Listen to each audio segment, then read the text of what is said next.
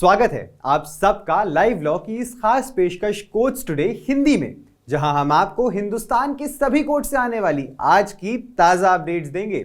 आपको डिस्क्रिप्शन में इन सब खबरों के लिंक मिल जाएंगे, तो जरूर जाइए लाइव लॉ हिंदी पे और पढ़िए इन सब खबरों के बारे में गहराई से। इस वीडियो में हम आपको संक्षेप में सारी अपडेट्स देने की कोशिश करेंगे, तो चलिए शुरू करते हैं।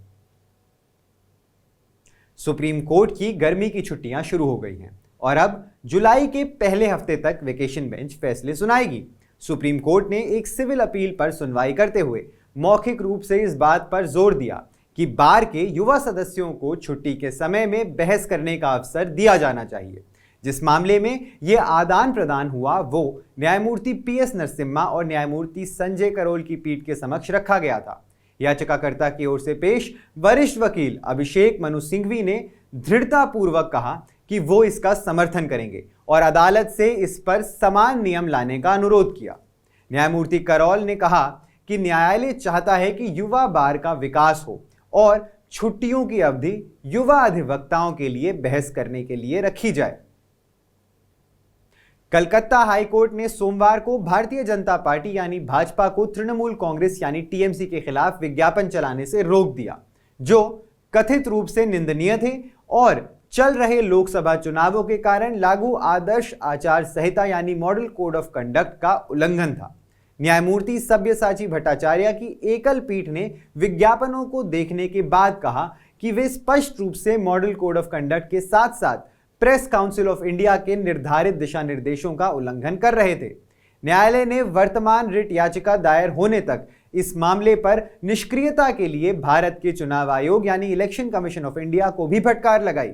ये कहा गया कि हालांकि भारत के चुनाव आयोग यानी ECI के समक्ष शिकायत की गई थी, लेकिन कोई कार्यवाही नहीं की गई। फिर कोर्ट ने निर्देश दिया कि उत्तरदाताओं को 4 जून को चुनाव के समापन तक या अगले आदेश तक विवादित विज्ञापन प्रकाशित करने से रोका जाएगा। रामपुर उत्तर प्रदेश निर्वाचन क्षेत्र से एक स्वतंत्र उम्मीदवार के रूप में लोकसभा चुनाव लड़ने वाले वकील महमूद प्राचा ने सुप्रीम कोर्ट में एक हस्तक्षेप आवेदन दायर किया है, जिसमें कहा गया है कि रिटर्निंग ऑफिसर ने उन्हें वोटों के फॉर्म 17C रिकॉर्ड की प्रतियां प्रदान नहीं की हैं। प्राचा ने एसोसिएशन फॉर डेमोक्रेटिक रिफॉर्म्स यानी ADR द्वारा दायर आवेदन में हस्तक्षेप करने की मांग की है, जिसमें मतदान के बाद मतदाता मतदान डेटा को तुरंत प्रकाशित करने के लिए भारत के चुनाव आयोग को निर्देश देने की मांग की गई है। कोर्ट की वेकेशन बेंच 24 मई को इस मामले की सुनवाई करेगी। सुप्रीम कोर्ट ने सोमवार 20 मई को भारतीय दंड संहिता 1860, भारतीय साक्ष्य अधिनियम 1872 और आपराधिक प्रक्रिया संहिता 1973 को बदलने के लिए संसद द्वारा बनाए गए नए आपराधिक कानूनों को चुनौती देने वाली याचिका पर विचार करने से इनकार कर दिया।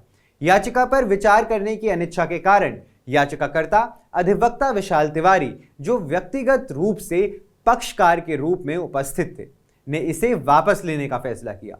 तदनुसार याचिका वापस ली गई मानकर खारिज कर दी गई।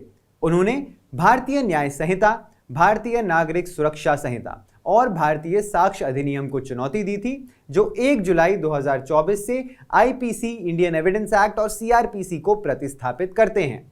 जैसे ही मामले की सुनवाई हुई, वेकेशन बेंच में जस्टिस बेला M त्रिवेदी और जस्टिस पंकज मित्तल शामिल थे।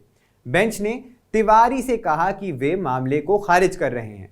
हालांकि तिवारी ने अपनी चिंताओं को उठाते हुए सरकार के समक्ष एक अभ्यावेदन दायर करने की स्वतंत्रता मांगी, लेकिन पीठ ने इनकार कर दिया। केरल उच्च न्यायालय ने 2016 में पेरुम्बवूर में एक कानून की छात्रा के साथ बलात्कार और हत्या करने के लिए आसाम के एक प्रवासी मजदूर मोहम्मद अमीरुल इस्लाम की मौत की सजा की आज पुष्टि करी। खंडपीठ में जस्टिस PB सुरेश कुमार और जस्टिस S मनु शामिल थे।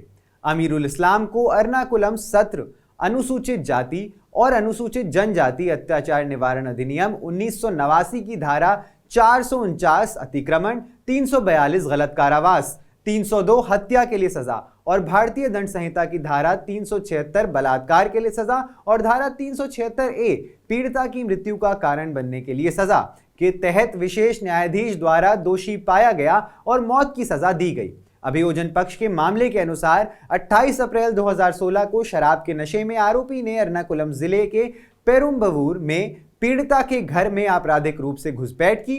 आरोपी ने उसके साथ बलात्कार करने का प्रयास किया और जब उसने विरोध किया तो आरोपी ने उसकी बेरहमी से हत्या कर दी।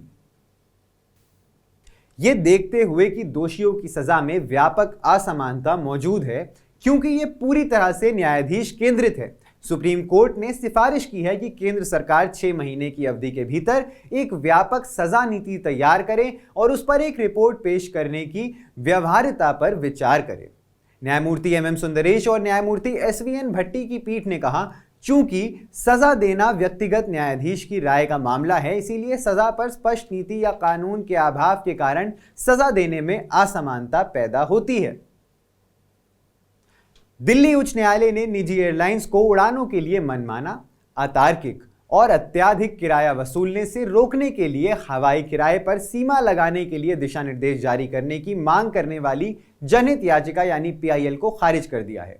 कार्यवाहक मुख्य न्यायाधीश मनमोहन और न्यायमूर्ति मनमीत प्रीतम सिंह अरोड़ा की खंडपीठ ने वकील अमित सहानी और बिजोन कुमार मिश्रा द्वारा दायर याचिकाएं खारिज कर दी। अदालत ने कहा कि DGCA द्वारा दायर जवाबी हलफनामे से पता चलता है कि निजी एयरलाइंस द्वारा हवाई किराया मूल्य निर्धारण अनियंत्रित नहीं है और इसे विमान नियम 1937 के अनुसार DGCA द्वारा विनियमित किया जाता है।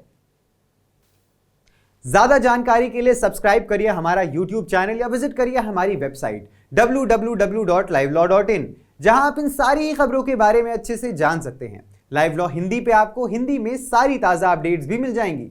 अगर आपको ये वीडियो पसंद आया है तो इसे लाइक करिए और कमेंट करिए अपने व्यूज। हमें YouTube पर सपोर्ट करने के लिए हमारे चैनल को ज्वाइन करिए एज अ मेंबर और सिर्फ 89 रुपए प्रति माह में आप हमें सपोर्ट करके लीगल जर्नलिज्म को प्रमोट कर सकते हैं। धन्यवाद।